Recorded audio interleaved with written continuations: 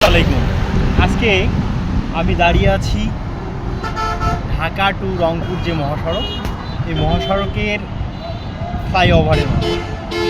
আসলে একটা দেশের উন্নয়নের পূর্ব শর্ত আমার কাছে যেটা মনে হয় রাস্তাঘাট, ব্রিজ, কালভার্ট। তো আমি আপনাদের একটা উদাহরণ দিই। আমি দীর্ঘদিন ধরে নাটোর অঞ্চলে জব করি।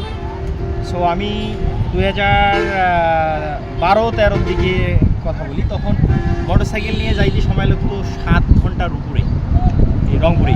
আর এখন অনলি 3.5 ঘন্টা। আসলে এর উপরে আর কোনো কিছু পাওয়ার নেই। আপনারা মানে এত নয়ানুর মানে এইরকম একটা রোড মানে সারা বাংলাদেশের মধ্যে আমার কাছে যেটা মনে হয় শ্রেষ্ঠ একটা রোড, এবং সারা বাংলাদেশেই তো আছে। বাস্তবতা অনেক কঠিন, যে যাই বলুক না কেন। মানে আপনি একটু ওই দিকটা দেখেন, মানে কত সুন্দর ভিউজ। মানে আসলে এটা রাস্তা তো নয়, যেন ফুটবল খেলার মাঠ, একদম এতটা সুন্দর।